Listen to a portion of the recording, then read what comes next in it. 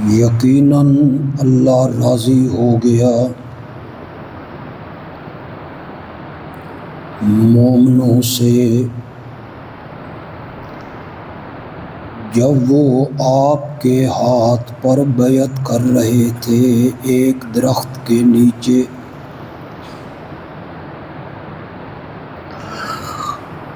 اللہ نے جان لیا جو کچھ ان کے دلوں میں تھا، پھر اللہ نے ان سب لوگوں پہ تسکین اتاری۔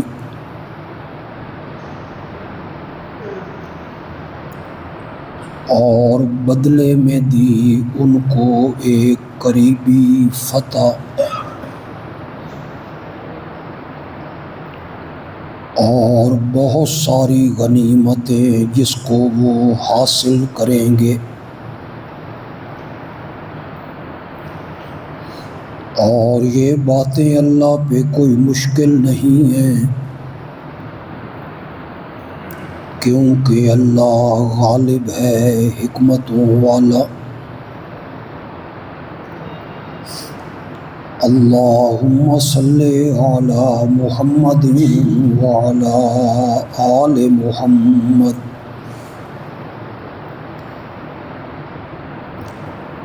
کما صلیت علی ابراہیم وعلی آل ابراہیم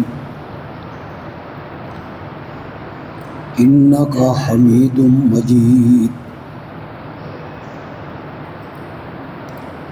اللہم بارک علی محمد وعلی آل محمد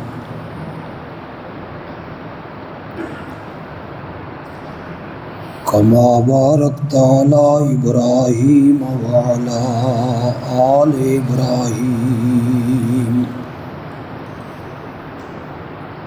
انک حمید مجید۔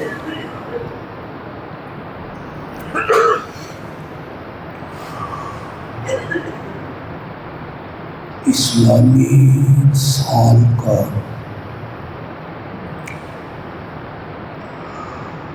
یہ آخری مہینہ ہے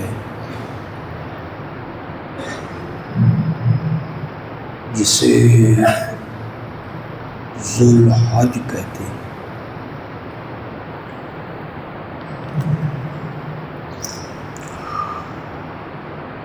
اس مہینے کی 18 تاریخ کو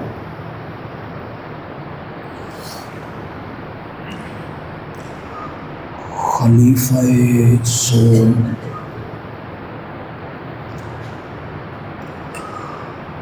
دوہرے داماد نبی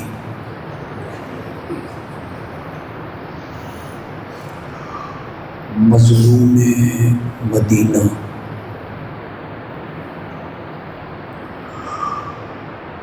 حضرت سیدنا عثمان ذو النورین رضی اللہ تعالی عنہ کی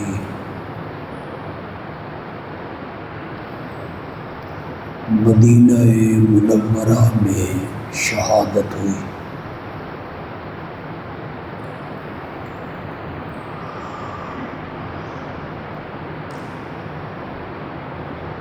اس کے بعد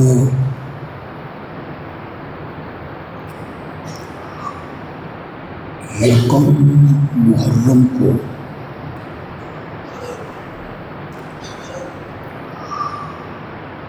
یوم شہادت ہے خلیفہ ثانی لا ثانی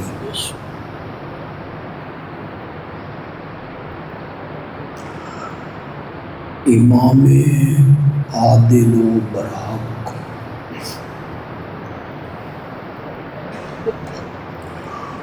داماد علی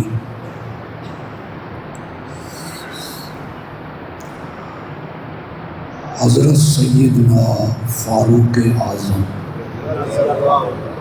رضی اللہ تعالی عنہ کا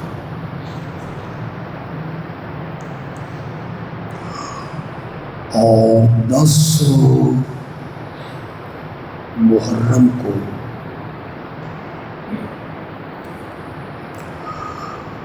میدان کربلا میں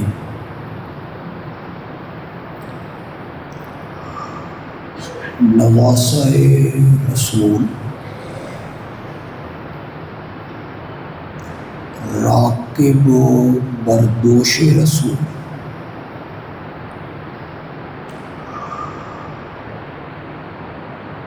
حضرت سیدنا حسین رضی اللہ تعالی عنہ اپنے کنبے کے بہت سے افراد کے ساتھ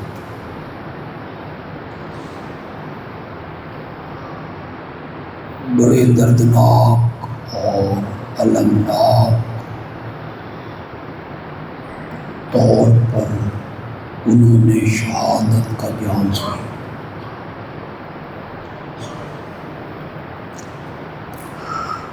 میرے رب نے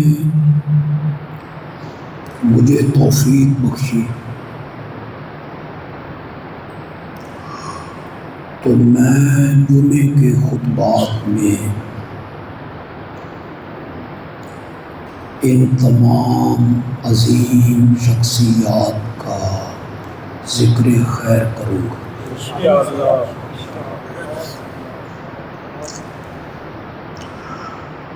آج خلیفہ سوم حضرت سیدنا عثمان ذو النورین رضی اللہ تعالی عنہ کا تھوڑا سا ذکر خیر کر لیتے۔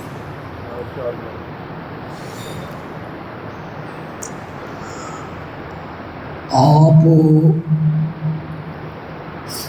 میری معروضات کو غور سے سنیں گے بھی صحیح اور اسے یاد بھی رکھیں گے۔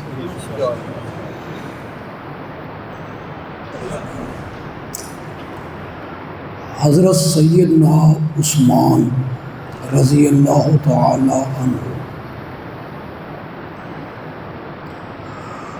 بنو امیہ قبیلے سے تعلق رکھتے ہیں۔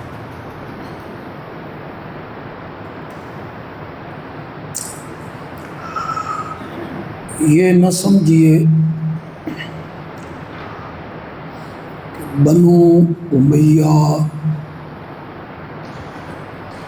اور بنو ہاشم یہ کسی الگ دادے کی اولاد ہے۔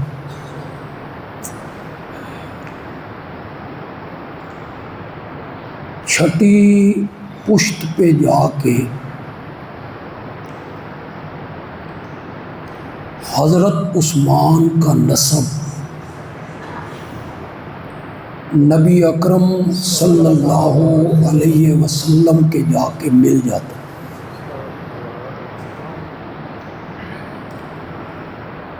چھٹا دادا دونوں کا ایک ہے،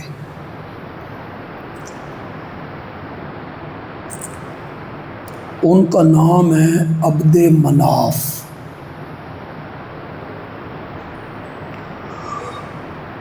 ان کے بیٹے ہیں ہاشم، جس قبیلے سے میرے آقا کا تعلق صلی اللہ علیہ وسلم،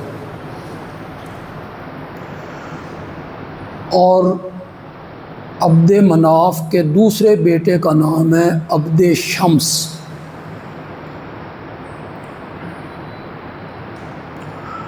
عبد شمس کے بیٹے کا نام ہے امیہ۔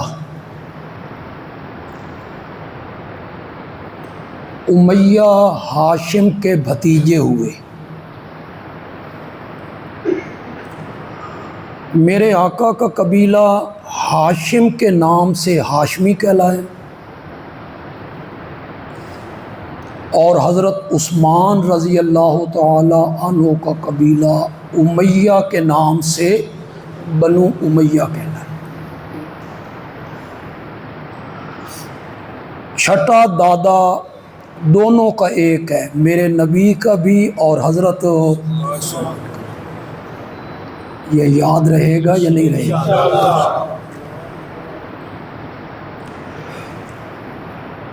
حضرت عثمان رضی اللہ تعالی عنہ کی جو والدہ ہیں،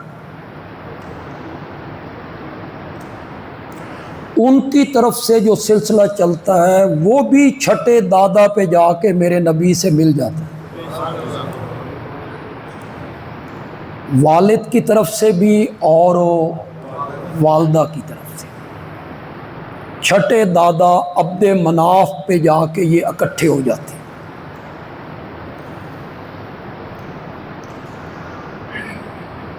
نبی اکرم صلی اللہ علیہ وسلم کی ایک پھوپھی ہیں، ام حکیم البیضاء۔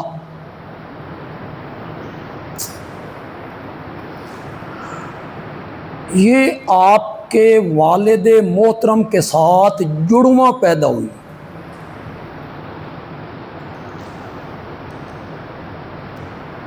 عبد المطلب کی تو بہت سی شادیاں تھیں، لیکن آپ کے والد محترم عبداللہ اور ام حکیم، ان دونوں کی ماں ایک ہے، جڑواں پیدا ہوئے۔ یہ جو آپ کی پھوپھی ہیں ام حکیم، ان کی ایک بیٹی کا نام ہے عروہ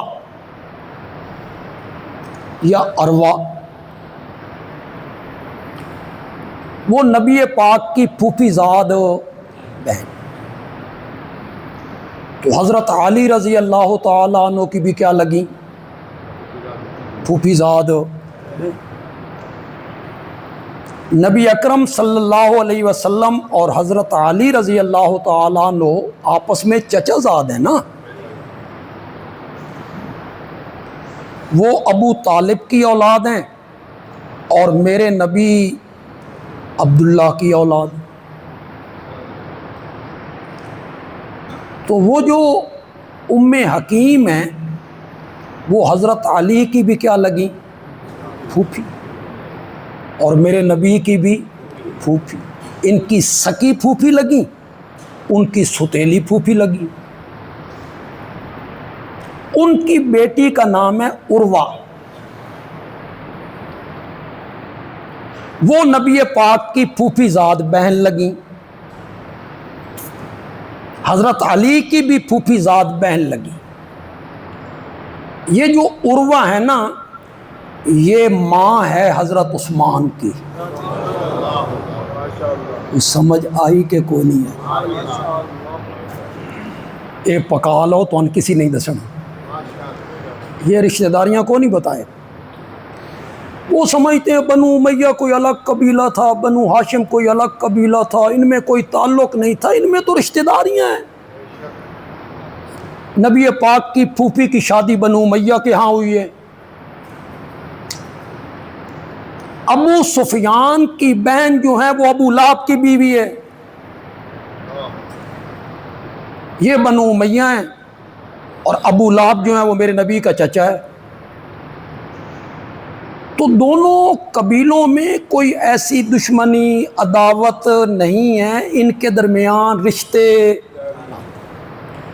دور جاہلیت میں بھی میرے نبی کی آمد سے پہلے بھی رشتے ناطے ہو رہے ہیں، بعد میں بھی رشتے ناطے ہوئے، بنو امیہ کے ہاشم کے ہاں اور ہاشمیوں کے بنو امیہ کے۔ تو حضرت عثمان رشتے میں، اگر آپ رشتوں کی نزاکت کو سمجھتے ہیں تو پھوپھی زاد جو بہن ہوتی ہے اس کی اولاد جو ہوتی ہے وہ بھانجے اور بھانجیاں نہیں کہلاتی۔ تو حضرت عثمان اس رشتے میں نبی پاک کے کیا لگے؟ بھانجے لگے۔ پھوپھی زاد بہن کے جو بیٹے ہوئے تو حضرت علی کے بھی اس نسبت سے بھانجے لگے اور نبی اکرم صلی اللہ علیہ وسلم کے بھی کیا لگے؟ بھانجے لگے۔ یہ تو میں نے ثابت کیا کہ حضرت عثمان کا قبیلہ کوئی غیر نہیں ہے، یہ نبی پاک کے بڑے کیا ہیں؟ قریبی لوگ۔ دوسری بات جو اس سلسلے میں عرض کروں گا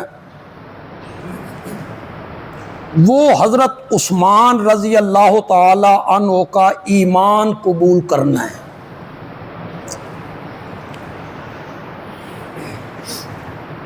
اگرچہ اس بات میں علماء کے مابین اختلاف ہے کہ پہلا مومن کون ہے، مختلف اقوال ہیں علماء کے، خیالات ہیں۔ کچھ لوگوں نے کہا کہ پہلے مومن جو ہیں وہ حضرت سیدنا صدیق اکبر ہیں رضی اللہ تعالی عنہ۔ کچھ علماء کا خیال ہے کہ نہیں، پہلی مومنہ سیدہ خدیجہ ہیں رضی اللہ تعالی عنہ۔ کچھ حضرات کا کہنا یہ ہے کہ پہلا ایمان قبول کرنے والے جو ہیں وہ حضرت سیدنا علی ابن ابی طالب ہیں رضی اللہ تعالی عنہ۔ کچھ حضرات کا خیال ہے کہ پہلے ایمان قبول کرنے والے کا نام زید ابن حارثہ ہے جو میرے آقا کے غلام تھے۔ یہ علماء نے مختلف اقوال پیش کیے، کتابوں میں درج ہوا۔ امام اعظم امام ابو حنیفہ رحمۃ اللہ علیہ نے ان چاروں اقوال میں تطبیق دے دی۔ تطبیق کا معنی یہ ہوتا ہے ایسا مفہوم بیان کر دیا کہ چاروں قول اپنی اپنی جگہ پہ صحیح ہو گئے، یہ جھگڑا ہی مٹ گیا، رولا ہی ختم ہو گیا۔ امام صاحب نے ایسی تطبیق دی کہ چاروں قول اپنی اپنی جگہ پہ صحیح ہو گئے۔ فرمایا اس میں لڑنے مرنے کی کیا ضرورت ہے، جھگڑنے کی کیا ضرورت ہے، میں اسے حل کر دیتا ہوں۔ آزاد مردوں میں سب سے پہلے ابو بکر،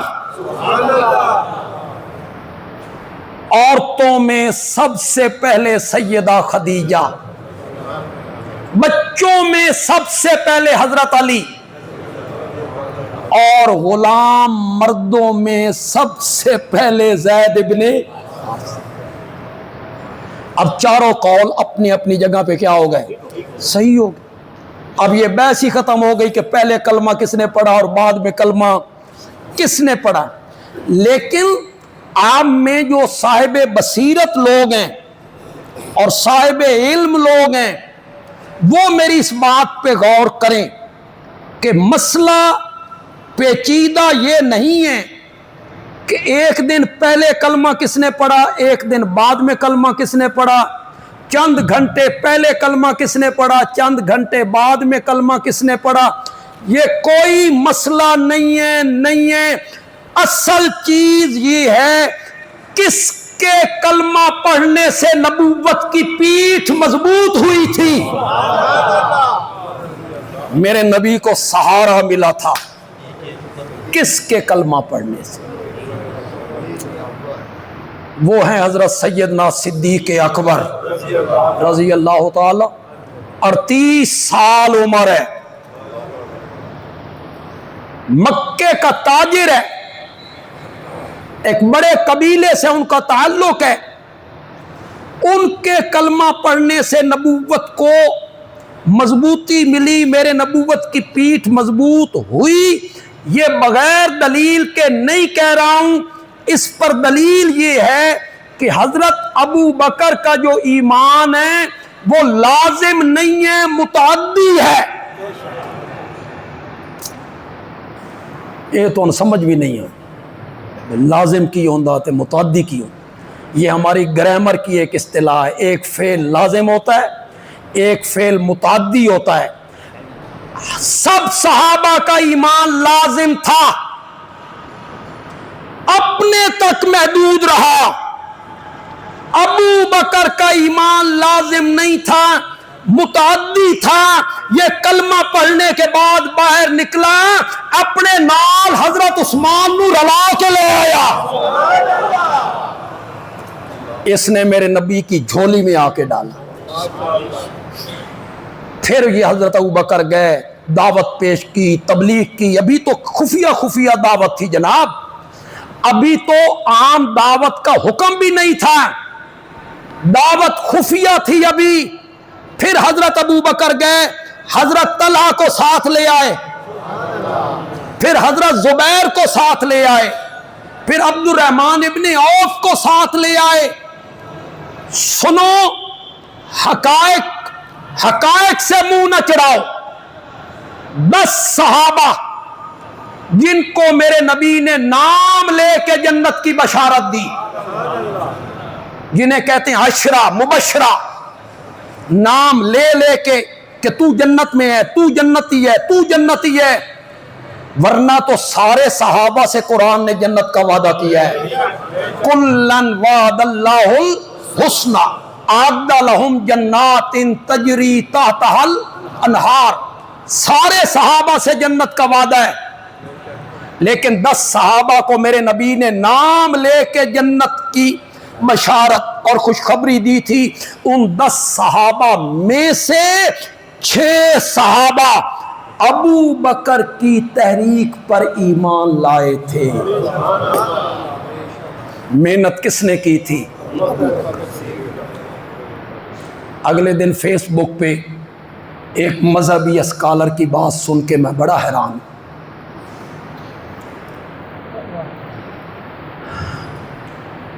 وہ کہنے لگے کہ اگر 3 شخصیات نہ ہوتی تو نبوت کا کام آگے نہیں بڑھ سکتا تھا. ان 3 شخصیات کی وجہ سے نبوت کا کام مکے میں آگے بڑھا. ان میں پہلی شخصیت ہیں حضرت سیدہ خدیجہ، دوسری شخصیت ہیں حضرت حمزہ، اور تیسری شخصیت ہیں حضرت علی ابن ابی طالب.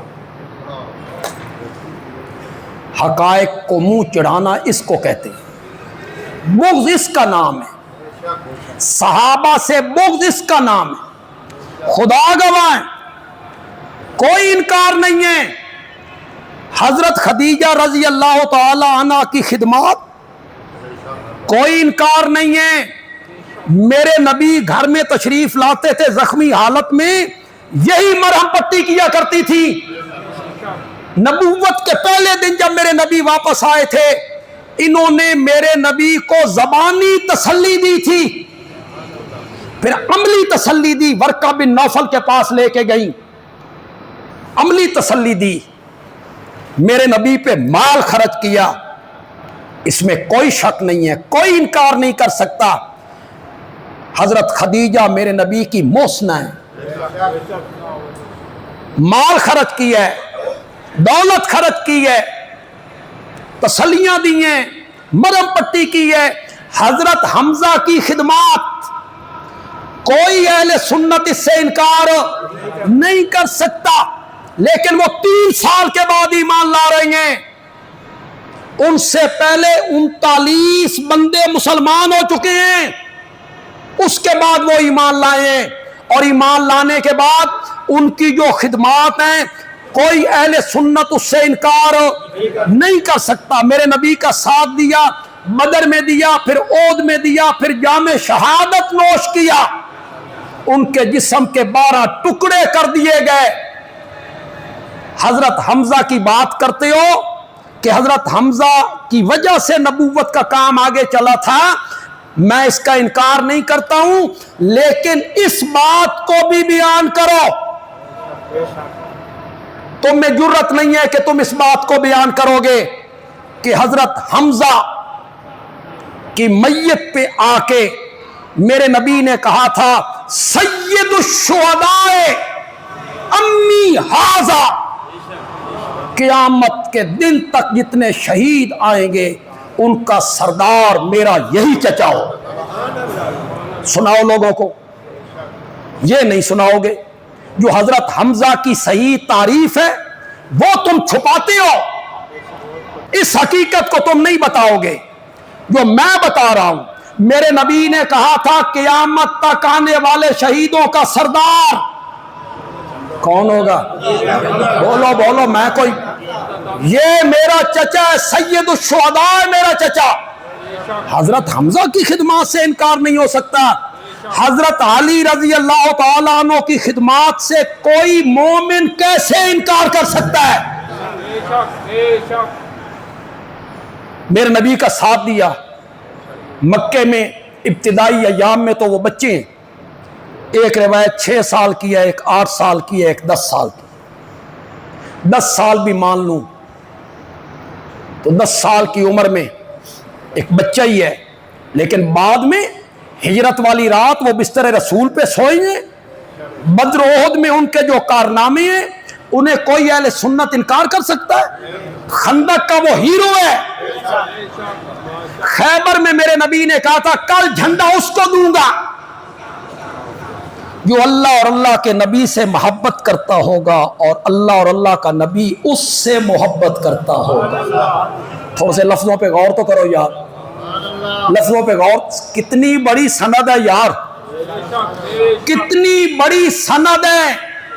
کل میں جھنڈا اس کو دوں گا جو اللہ اور اللہ کے رسول سے محبت کرے گا اور اللہ اور اللہ کا رسول اس سے محبت کرتا ہوگا۔ صبح کے ٹائم ہر صحابی کا تقاضا ہے یہ جھنڈا جس کے ساتھ یہ شرط لگائی گئی ہے یہ مجھے ملنا چاہیے، یہ مجھے ملنا چاہیے۔ اور میرے نبی نے فرمایا میرا بھائی علی کہاں ہے رضی اللہ تعالیٰ، ان کی آنکھیں دکھتی ہیں، فرمایا بلا کے لاؤ، لعاب لگایا، آنکھیں صحیح ہوئیں، میرے نبی نے جھنڈا حضرت علی کے ہاتھ میں تھما دیا۔ حضرت علی کی خدمات سے کوئی بندہ انکار نہیں کر سکتا۔ حدیبیہ میں جو معاہدہ لکھا گیا تھا مشرکین اور میرے نبی کے درمیان، اس کا لکھنے والا کون ہے؟ حضرت علی رضی اللہ تعالیٰ عنہ۔ کون سی جگہ ہے جہاں حضرت علی میرے نبی کے ساتھ نہیں ہے؟ کوئی انکار نہیں ہو سکتا، نہ حضرت حمزہ کی خدمات کا، نہ حضرت خدیجہ کی خدمات کا، اور نہ حضرت علی رضی اللہ تعالیٰ عنہ کی خدمات کا۔ لیکن حقائق کا منہ مت چڑھائیے، میرے نبی نے اپنے انتقال سے 4 دن پہلے، اٹھاؤ حدیث کی کتابیں، یہ میرے نبی کی زندگی کا آخری خطبہ ہے۔ اس کے بعد میرے نبی نے صحابہ سے کوئی کلام نہیں کیا، کوئی خطاب نہیں کیا۔ یہ جمعرات کا دن تھا اور آخری خطبہ دیا میرے نبی نے ظہر کی نماز کے بعد، اسے بخاری نے نقل کی۔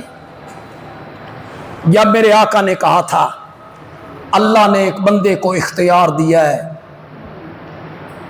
بین الدنیا والآخرہ، دنیا میں رہنا چاہتا ہے یا ہمارے پاس آنا چاہتا ہے، ابد مجھے نہیں کہا، اللہ نے مجھے اختیار دیا نہیں کہا، بات کی اللہ نے ان اللہ خیر عبدن، ذرا کھو عبدن، تھوڑی ہاتھ شت کھولو، ان اللہ خیر عبدن، اللہ نے ایک بندے کو اختیار دیا، دنیا میں رہنا چاہتے ہو تو عمر کی ڈور بڑھا دیتے ہیں، ہمارے پاس آنا چاہتے ہو، بندے کو اختیار دیا، میرے آقا کہتے ہیں فاختار الآخرہ، بندے نے پسند کیا دنیا کی زندگی کو نہیں، پتہ نہیں سمجھی ہو کہ نہیں سمجھی، دنیا کی زندگی کو پسند نہیں کیا، فاختار الآخرہ، کون سی زندگی کو پسند؟ آخرت کی زندگی کو پسند کیا۔ میرے آقا بیان کر رہے ہیں، صحابہ سن رہے ہیں کہ سسکیوں کی آواز بلند ہوئی، رونے کی آواز بلند ہوئی، صحابہ کے کانوں میں پہنچی، انہوں نے دیکھا رونے والا ابو بکر ہے۔ صحابہ کہتے ہیں ہم نے آپس میں کہا انہیں کیا ہوا ہے، اس میں رونے والی کون سی بات ہے؟ ایک عبد کا ذکر ہو رہا ہے، ایک عبد کا ذکر ہو رہا ہے، ایک بندے کا ذکر ہو رہا ہے، وہ دنیا میں نہیں رہنا چاہتا، وہ آخرت کی طرف جانا چاہتا ہے، اس میں رونے والی کون سی بات ہے؟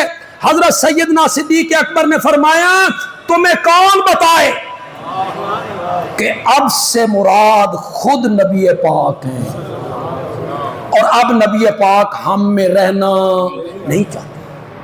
اب نبی پاک نے آخرت کو پسند کر لی، اب ہمارے اور آپ کے درمیان جدائی کے مرحلے آنے والے۔ جب وہ روئے، میرے نبی نے خطبے کا عنوان تبدیل کر دیا۔ پہلے کیا کہہ رہے تھے؟ اللہ نے ایک بندے کو کیا دیا ہے؟ اختیار دیا ہے۔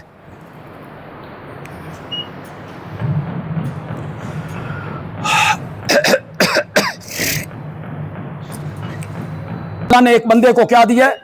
اختیار دیا ہے۔ اس دنیا میں رہنا چاہتا ہے یا ہمارے پاس آنا چاہتا ہے؟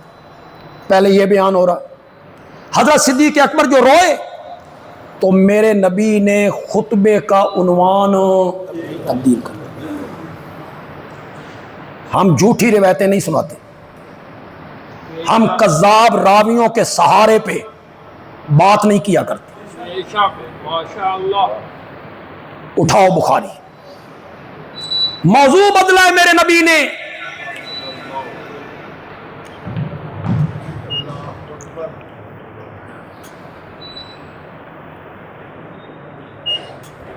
موضوع بدلا ہے میرے نبی نے۔ توجہ ہے آپ کی؟ ان سستی نال نہیں سن۔ موضوع بدلا ہے میرے نبی نے۔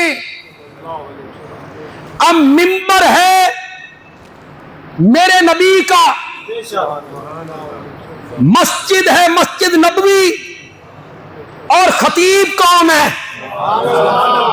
کائنات کا سرتاج خطیب ہے۔ سننے والے کون ہیں؟ اور سننے والے اتنے پاکیزہ لوگ ہیں کہ دامن میں چوڑ دیں تو فرشتے وضو کرنے لگ جائے۔ سننے والے اتنے پاکیزہ لوگ ہیں کہ جنت کی حوریں اپنی آنکھوں کی پلکیں ان کے قدموں کے تلووں کے ساتھ ملنا بھی اپنی سعادت سمجھتی ہیں۔ سننے والے کون ہیں؟ جن کو قرآن کہتا ہے اولئک ہم الصادقون، اولئک ہم المتقون، اولئک ہم المفلحون، اولئک ہم الراشدون، اولئک ہم المؤمنون حقا۔ وہ سننے والے ہیں۔ خطیب کون ہے؟ امام الانبیاء، خاتم الانبیاء، سرور کائنات، رحمت للعالمین، شفیع المذنبین۔ جملے کا لطف آ جائے، جملے کا لطف آ جائے تو پھر سبحان اللہ کہہ دیجئے گا۔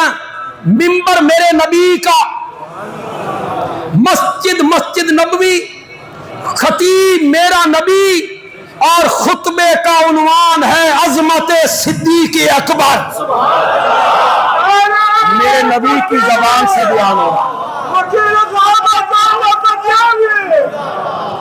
حقیقت کا منہ نہ چڑھائیے گا، حقائق سے منہ نہ موڑی۔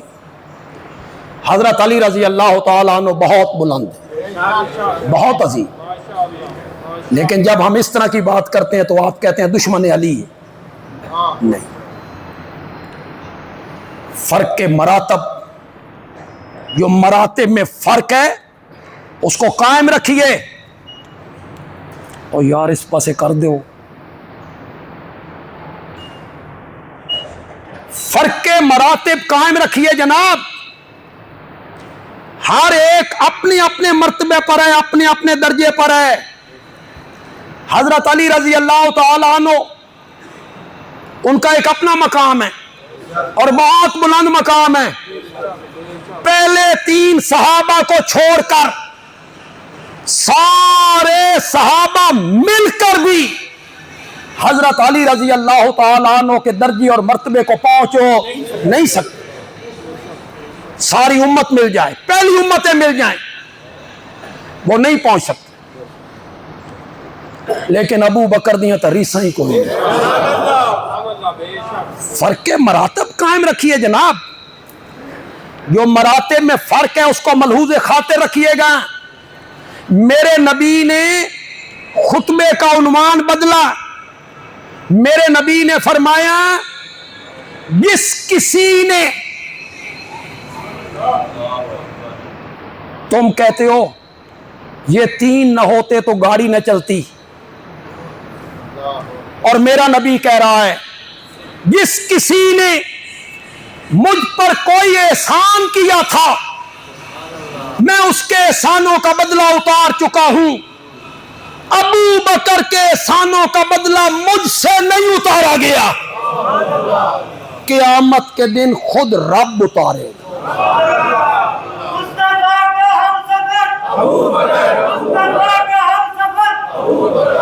آپ اہل سنت کہلانے والے اسکالر ہیں، اپنے اوپر سنیت کی مور لگا کر یہ باتیں کرتی ہیں۔ ان تین شخصیات کا ذکر کیجئے ساروں آنکھوں پر، لیکن لوگوں کو بتائیے کہ اور شخصیات بھی ہیں جن میں ابو بکر ہیں، جن میں عمر ہیں، جن میں عثمان ہیں۔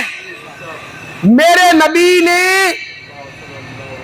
39 بندوں کے ایمان قبول کرنے کے بعد ان میں حضرت حمزہ بھی ہیں، حضرت حمزہ ایمان قبول کر چکے ہیں، میرے نبی کے دامن میں آ چکے ہیں۔ اس کے بعد میرے نبی نے کہا اللہم اعز الاسلام بعمر بن الخطاب۔ کس کو مانگ رہے ہیں؟ بولو تو صحیح یار، حقائق کا منہ چڑھاتے رہتے ہو۔ حضرت حمزہ مسلمان ہو چکے ہیں، حضرت علی مسلمان ہو چکے ہیں، حضرت طلحہ مسلمان ہو چکے ہیں، حضرت ابو بکر مسلمان ہو چکے ہیں، حضرت عمر مسلمان ہو چکے ہیں، یہ سارے لوگ دامن اسلام میں آ چکے ہیں۔ اس کے بعد میرا نبی کہتا ہے اللہم اے میرے اللہ اسلام کو قوت دے، اسلام کو غلبہ دے بعمر بن الخطاب۔ کس کے ذریعے؟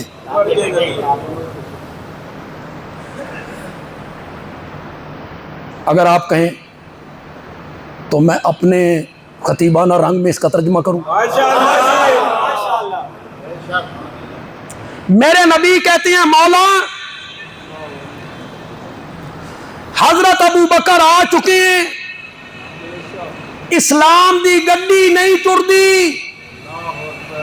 حضرت عثمان آ چکے ہیں، اسلام دی گڈی نہیں ٹردی، حضرت طلحہ زبیر، حضرت حمزہ، حضرت علی آ چکے ہیں، اسلام دی گڈی نہیں ٹردی، اسلام دی گڈی توڑنا چاہنا خطاب دا پتر عمر دے دے۔ کیوں میرے نبی یہ دعا مانگ رہے؟ آپ اہمیت گھٹانا چاہتے ہیں خلفائے ثلاثہ کی، لوگوں کے دلوں سے نکالنا چاہتے ہیں آپ خلفائے ثلاثہ کو، اور تم نے ڈھال بنایا ہے حضرت علی کو، سامنے رکھا ہے تم نے حضرت علی رضی اللہ تعالیٰ عنہ کو۔ اور وہ جو عبداللہ ابن سبا یہودی تھا، اس نے جب سازش کی تھی حضرت عثمان کے خلاف تو اس نے بھی سامنے کس کو رکھا تھا؟ تم ڈھال بناتے ہو حضرت علی کو، حضرت علی کی ڈھال میں تم حملہ کرتے ہو خلفائے ثلاثہ پر۔ مال، نبوت پر مال کس نے خرچ کیا ہے؟ اسے نہیں بیان کرو گے، میں کوئی منفی رنگ اختیار نہیں کرنا چاہتا۔ آپ منفی طور پہ جانا چاہتے ہو تو سوچو، اٹھاؤ تاریخ و سیرت کی کتابیں، اٹھاؤ سیرت، تاریخ اور حدیث کی کتابیں، کس صحابی نے کتنا خرچ کیا، اٹھاؤ۔ صرف ڈھال بنا کے پیش کرتے ہو خلفائے ثلاثہ پہ حملہ آور ہونے کے لیے۔ میرے نبی نے چندہ مانگا، آدھے گھر کا سامان کون لایا تھا؟ بولو تو صحیح یار، تم اس کا نام نہیں لو گے، اس کا نام لو تو ان کو تکلیف ہوتی ہے۔ اور تم ان کے نمائندے ہو, تم ان کے نمائندے ہو, ان کا نام نہیں لوگے تم. آدھے گھر کا مال میرے نبی کے قدموں میں نچھاور کیا, اور یہ میرے نبی کا محب صادق یہ پورے گھر میں جھاڑو دے کر میرے نبی کے قدموں میں سارا مال لایا.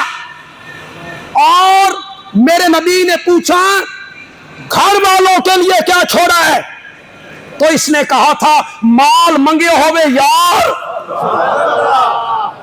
اور ابو بکر گھر والوں کے لیے چھوڑ دے, جھاڑو پھیر کے سب کچھ محمد کے قدموں میں لے کے آ گیا. تمہیں بات کرتے ہوئے شرم بھی نہیں آتی. حضرت عثمان کی خدمات,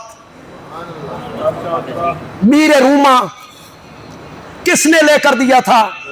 مسجد نبوی کی جگہ کس نے لے کر دی تھی؟ تبوک کے مقام پر 300 اونٹ بما ساز و سامان. کہنا آسان ہے, 1000 دینار سونے کا ہوتا ہے. کس نے میرے نبی کی جھولی میں ڈالے تھے؟ ان کا نام لیتے ہوئے تمہاری زبان جلتی ہے. حضرت حمزہ کی بڑی خدمات, حضرت خدیجہ کی ایسی خدمات ہیں کہ وہ میرے نبی کی محسن ہیں, میرے نبی کو تسلی دیتی ہیں.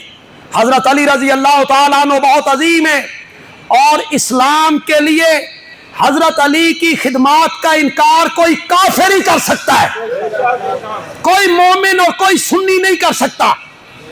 لیکن باقی جو صحابہ ہیں ان کی خدمات کو آپ کیوں ذکر نہیں کرتے؟ حضرت خالد بن ولید, ان کا نام کیوں نہیں لیتے ہو؟ حضرت طلحہ, حضرت زبیر, عمر بن العاص, سعد بن ابی وقاص. اور تاریخ دان طبقہ بولو, ایران کس نے فتح کیا تھا؟ ایران کا فاتح کون ہے؟ سعد بن ابی وقاص. مصر کا فاتح کون ہے؟ عمر بن العاص, انہوں نے مصر فتح کی. تم ان کی خدمات کو ہی بھلا بیٹھے.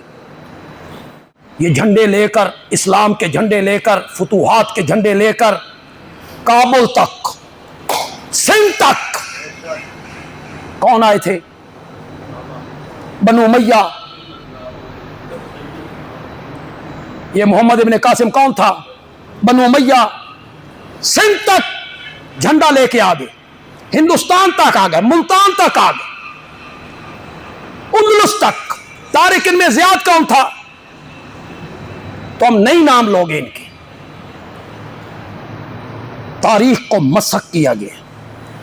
اور بندیالوی آپ کو بتانا چاہتے ہیں حضرت حمزہ کی خدمات ہیں, حضرت خدیجہ کی خدمات ہیں, حضرت علی کی خدمات ہیں, حسنین کریمین کی خدمات ہیں, حضرت عثمان کی خدمات ہیں, حضرت عمر کی خدمات ہیں, سب سے زیادہ صدیق اکبر کی خدمات. میرے نبی نے کہا تھا جس کسی نے مجھ پہ احسان کیا میں نے بدلہ اتار دیا. ابو بکر کے احسانوں کا بدلہ مجھ سے نہیں اتارا گیا, قیامت کے دن خود رب اتارے گا. اٹھا بخاری اٹھا. اس کے بعد میرے نبی نے کہا لو کنت متخذا خلیلا سوى اللہ لست ابا بکر خلیلا. اگر میں اللہ کے سوا کسی کو خلیل بناتا, میرے دل میں اللہ ہی اللہ ہے, دل کے کسی کونے خدرے میں جگہ ہی نہیں ہے. لو کنت متخذا خلیلا سوى اللہ, اللہ کے سوا اگر میں کسی کو خلیل بناتا لاتخذت ابا بکر خلیلا, تو میں اس دل کے کونے خدرے میں ابو بکر کو سما لیتا. حضرت ابو بکر رضی اللہ تعالیٰ عنہ نبوت کے ابتدائی دور میں انہوں نے جو خدمات پیش کی, دعوت پیش کی, تبلیغ کی, اس کا نتیجہ نکلا کہ حضرت عثمان دامن اسلام میں آ گئے. حضرت طلحہ دامن اسلام میں آ گئے، حضرت زبیر دامن اسلام میں آ گئے، حضرت عبد الرحمن ابن عوف دامن اسلام میں آ گئے۔ ایک روایت میں تو یہاں تک کہا گیا، لیکن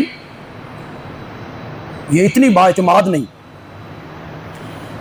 حضرت عثمان کہتے ہیں میں چوتھا مومن ہوں، اللہ اکبر، چوتھے نمبر پہ کلمہ پڑھنے والا میں ہوں، لیکن صحیح قول یہی ہے کہ ایمان قبول کرنے میں ان کا 5واں نمبر ہے۔ ان سے پہلے 4 آدمی ایمان قبول کر چکے ہیں۔ لیکن ایک بات کی طرف میں آپ کی توجہ دلانا چاہتا ہوں، اس پر آپ گھروں میں جا کے غور کریں، سنیں صحیح، جذبات میں آ کے رد نہیں کرنا، اس لیے کہ بالکل نئی بات ہے۔ اس سے پہلے یہ بات شاید میں نے پچھلے سال کی ہو یہاں، ورنہ خطیب نہیں کرتے۔ جب میرے نبی نے صلی اللہ علیہ وسلم، جب میرے پیارے نبی نے صلی اللہ علیہ وسلم دعوی نبوت فرمایا، تو اس وقت میرے نبی کی 2 بیٹیاں بڑی عمر کی تھی، حضرت زینب، ان کی تو شادی بھی ہو چکی تھی، اور رقیہ۔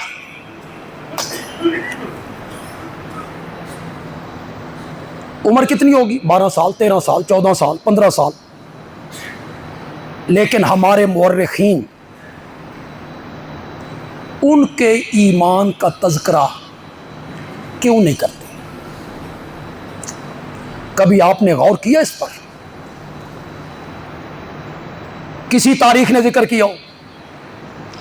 آخر وہ میرے نبی کی بیٹیاں ہیں، حضرت خدیجہ کے بطن سے ہیں، لیکن تاریخ نے ایسا ظلم ڈھایا کہ لوگوں کو پتہ بھی نہ چلے کہ میرے نبی کی 4 بیٹیاں تھیں۔ لوگوں کو باور کروایا جائے کہ میرے نبی کی صرف وہ ایک بیٹی تھی، ان اس کا ذکر نہیں کیا۔ ورنہ آپ کا دل کیا کرتا ہے کہ جب حضرت خدیجہ نے ایمان قبول کیا ہوگا تو حضرت خدیجہ کے گھر میں رہنے والی جو ان کی بیٹیاں ہیں انہوں نے ایمان قبول نہیں کیا ہوگا؟ بولو تو صحیح ہے، تو وہ بھی السابقون الاولون میں ہے نا۔ ابتدائی درجے میں جن لوگوں نے ایمان قبول کیا ان میں میرے نبی کی ان بیٹیوں کا تذکرہ بھی ہونا چاہیے تھا، حضرت سیدہ زینب، حضرت سیدہ رقیہ رضی اللہ تعالی عنہما۔ تو حضرت عثمان کہتے ہیں کہ ایمان قبول کرنے والوں میں میرا 5واں یا 6واں نمبر، اس نسبت سے وہ السابقون الاولون میں بھی کیا ہو گئے؟ شامل۔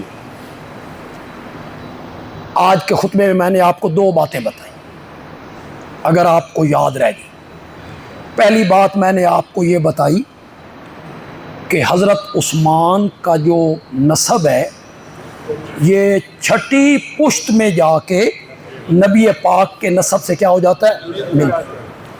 6ٹھا دادا دونوں کا ایک ہے، اس کا نام ہے عبد مناف۔ ایک بیٹے کی اولاد چلی تو بنو امیہ کہلائی، عبد مناف کے دوسرے بیٹے کی اولاد چلی تو ہاشم کہلائی۔ 6ٹھا دادا دونوں کا کیا ہے؟ ایک۔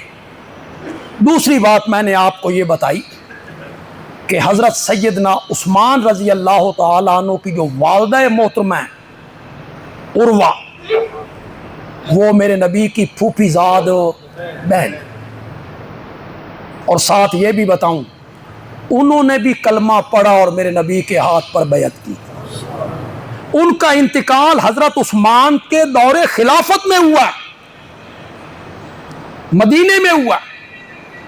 وہ میرے نبی کی پھوپھی زاد بہن ہے عروہ، ان کی والدہ کا نام ہے ام حکیم البیضاء۔ تو حضرت عثمان میرے نبی کی پھوپھی زاد بہن کے کیا ہوئے؟ بیٹے ہوئے۔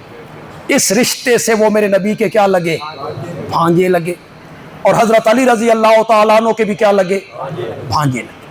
دوسری بات میں نے آپ کو یہ بتائی کہ حضرت عثمان رضی اللہ تعالیٰ عنہ السابقون الاولون میں ابتدائی طور پر جن لوگوں نے ایمان قبول کیا اور پھر مار کھائی، ان کے چچا صف میں لپیٹ کے ان کو دھوئیں دیتے تھے کہ یہ راستہ چھوڑ دو. انہوں نے تکلیفیں بھی برداشت کی ایمان قبول کرنے میں، دکھ بھی برداشت کیا ایمان قبول کرنے میں. تو السابقون الاولون میں، اور جو السابقون الاولون ہیں ان کو تو قرآن خاص طور پہ 11ویں پارے کے پہلے صفحے پہ سورۃ توبہ کی آیت نمبر 100 میں ذکر کرتا ہے والسابقون الاولون من المہاجرین والانصار والذین اتبعوہم بإحسان رضی اللہ عنہم ورضوا عنہ. اللہ ان سے راضی ہو گیا اور وہ اللہ سے کیا ہو گئے؟ سورۃ توبہ میں غالباً ایک آیت ہے یہاں اللہ جنتیوں کا ذکر کرتا ہے کہ جو لوگ جنت میں جائیں گے اور جنت کے انعامات اور نعمتیں ہم انہیں عطا کریں گے. ان نعمتوں کو بھی رب نے ذکر کیا اور جگہوں پہ بھی ذکر کیا. دودھ کی نہریں ہیں، شہد کی نہریں ہیں، شراب کی نہریں ہیں، میٹھے پانی کی نہریں، محلات ہیں، تخت ہیں، سونے چاندی کے کنگن ہیں، ریشم کے لباس ہیں. یہ ساری نعمتیں ہیں، اللہ ہمیں نصیب فرمائے. یہ ساری نعمتیں ذکر کرنے کے بعد اللہ تعالیٰ آخر میں کہتے ہیں وَرِضْوَانٌ مِّنَ اللَّهِ اکبر. وَرِضْوَانٌ مِّنَ اللَّهِ اکبر. ان ساری نعمتوں میں سے سب سے بڑی نعمت یہ ہے کہ انہیں رب کی طرف سے رضا ملے گی. جنتیوں کو میں کہوں گا میں تم سے خوش ہو گیا. وَرِضْوَانٌ مِّنَ اللَّهِ اکبر.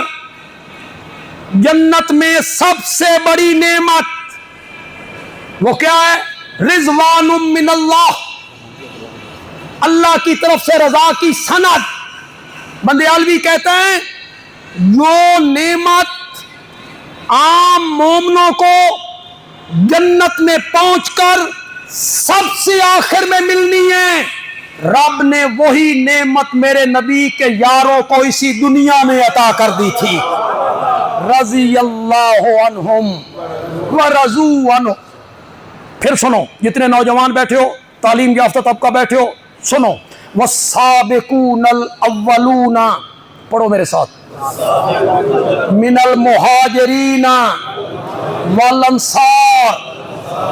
حضرت ابو بکر مہاجر نہیں؟ اگر ابو بکر مہاجر نہیں تو پھر ہجرت ہی کوئی نہیں. ابو بکر نے تو میرے نبی کے ساتھ مل کر ہجرت کی ہے میاں. حضرت عمر مہاجر نہیں، حضرت عثمان مہاجر نہیں، حضرت علی مہاجر نہیں، حضرت طلحہ مہاجر نہیں. بولو قرآن پڑھو، قرآن سورۃ توبہ کی آیت نمبر 100 والسابقون الاولون. سبقت لے جانے والے، آگے بڑھنے والے، پہلے من المہاجرین والانصار. اور جو مہاجر انصار نہیں ہیں فرمایا والذین اتبعوہم بإحسان، اور وہ لوگ جنہوں نے مہاجرین و انصار کی پیروی کی، ان کے پیچھے چلے، ان سے محبت کی. رہ گیا کوئی صحابی؟ والسابقون الاولون من المہاجرین والانصار رضی اللہ عنہم ورضوا عنہ اعد لہم جنات تجری تحتہا الانہار. یہ قرآن ہے، قطعی الثبوت ہے، اس لیے کوئی سند نہیں ہوندی، اس لیے کوئی راوی نہیں. حدیث کے بھی راوی ہوتی ہیں، حدیث کے بھی، اس کے کوئی راوی نہیں. اس کے ماتھے کا جھومر ہے ذالکل کتاب. یہ قرآن کہتا ہے رضی اللہ عنہم. اس کے مقابلے میں جو حدیث آئے گی، سن لو آج ایک عقیدے کی بات، اس کے مقابلے میں جو حدیث آئے گی صحیح سند کے ساتھ آئے گی، اس سے ٹکرائے گی، اس کی تعویل کریں گے. کیا کریں گے؟ تعویل کا کیا معنی؟ ایسا معنی کریں گے قرآن کے مطابق ہو جائے، حدیث اپنی جگہ پہ صحیح ہو جائے، قرآن کے مطابق ہو جائے. اور اگر تعویل نہیں ہوگی جاؤ علماء سے جا کے پوچھو. پھر کیا کریں گے؟ قرآن کو سینے سے لگا لیں گے، اس حدیث کو چھوڑ دیں گے، یہ کہہ کے چھوڑ دیں گے کہ میرا پیارا پیغمبر کوئی بات قرآن کے خلاف نہیں کر سکتا. تم تاریخ لیے پھرتے ہو، تم تاریخ کے بلبوتے پہ ناچتے پھرتے ہو. اصل چیز قرآن ہے. قرآن کیا کہتا ہے؟ رضی اللہ عنہم ورضوا عنہ اعد لہم جنات. رب نے ان کے فیصلے کر دیے، رب نے ان کے فیصلے کر دیے. اے جج بنے ہویا، میں کون ہوں؟ مذہبی اسکالر ہوں، میں فیصلے کروں گا بھائی حق پہ کون اور باطل پہ کون ہے. تو میاں اپنی فکر کر، مرن تو بات تیرے نال کی بننا. جن پہ تو تنقید کرتا پھرتا ہے نا، انہوں چھوڑو، ان کے بارے میں رب نے فیصلے کر دیے ہیں. میڈیکل کالج ہو، فائنل امتحان ہو، میڈیکل کالج ہو، فائنل امتحان ہو، اور میڈیکل کے باہر ایک چائے کا کھوکھا لگانے والا بندہ جو میڈیکل کالج کے باہر چائے بیچتا ہے، وہ کہے اس کلاس دا امتحان میں لینا. بولو اے تے نسبت میں کو نہیں جوڑی. صحابہ کے مقابلے میں تو تمہاری وہ بھی نسبت نہیں ہے جو میڈیکل کالج میں پڑھنے والے بچوں کے مقابلے میں ریڑی والے کی ہے. کیا نسبت ہے؟ وہ ریڑی والا کہتا ہے امتحان میں نے لینا ہے، لوگ کہیں گے منہ سنبھال کے گل کر، کلاس جتنی اونچی ہوتی ہے ممتحن بھی اتنا اونچا ہوتا ہے. پرائمری سطح کے طالب علم ممتحن اس کے مطابق، میٹرک کا طالب علم ممتحن اس کے مطابق، ایم اے کا طالب علم ممتحن اس کے مطابق، لا کا طالب علم ممتحن اس کے مطابق. جیو جئی کلاس ہوئے ممتحن بھی اس کے مطابق ہوتا ہے. جو کلاس پڑھائی تھی آمنہ کے لال نے، جو کلاس پڑھائی تھی آمنہ کے لال نے، اس کا نصاب تھا قرآن، مدرسہ تھا بیت اللہ، بنانے والا خلیل اللہ، معتمم خود اللہ. اور وہاں کلاس پڑھنے والوں کو قرآن نے کہا اولئک حزب اللہ، اولئک حزب اللہ.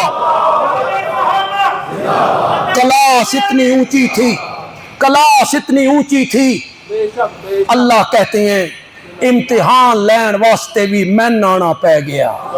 اٹھا قرآن، بندیالوی پڑھنے لگا ہے اولئک الذین امتحان اللہ، امتحان اللہ کرو مانا، اولئک الذین امتحان اللہ قلوبہم للتقوی. یہ کلاس اتنی اونچی تھی، ان کا امتحان لینے کے لیے مجھے آنا پڑ گیا.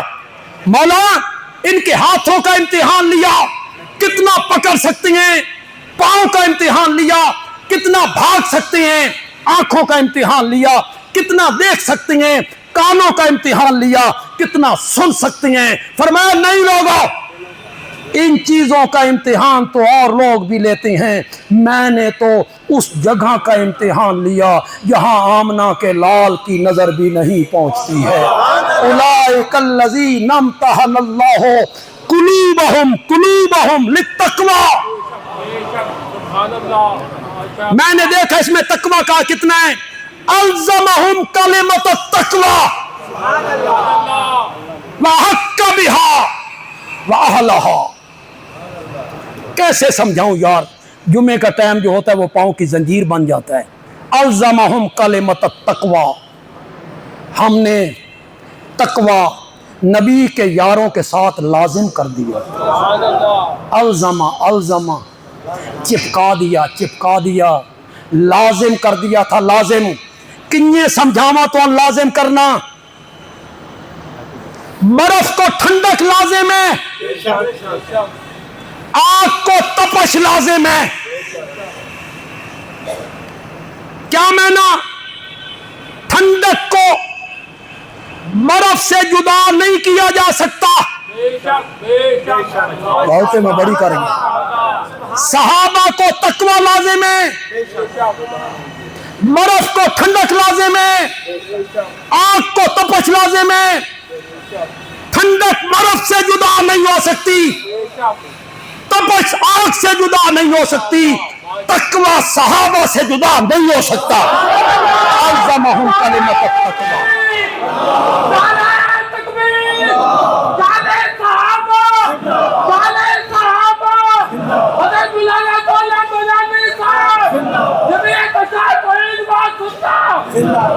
حضرت سیدنا عثمان رضی اللہ تعالیٰ عنہ کے متعلق میں نے ابتدائی گفتگو کی. آئندہ جمعہ میں نے یہیں سے پھر شروع کرنا انشاءاللہ. آپ سے میں گزارش کر سکتا ہوں کہ آپ ذرا جلدی آنے کی کوشش کریں. صحابہ کی سیرت, عظمت, اہمیت آپ کو پتہ چلے, وہ کتنے عظیم لوگ تھے. 12:45 بجے ہم شروع کرتے ہیں, آپ 1 بجے آ جاتے ہیں. وہی 15 منٹ ذرا پہلے آئیں, 15-20 منٹ ذرا پہلے آ جایا کریں. آئندہ ذہن میں رکھیں. کیا خیال ہے, میری اس اپیل کا کوئی اثر ہوگا؟ دیں جی اذان. درس قرآن آج نہیں ہوگا معاویہ مسجد میں, آئندہ جمعہ سے انشاءاللہ درس قرآن مغرب کے بعد شروع کریں گے.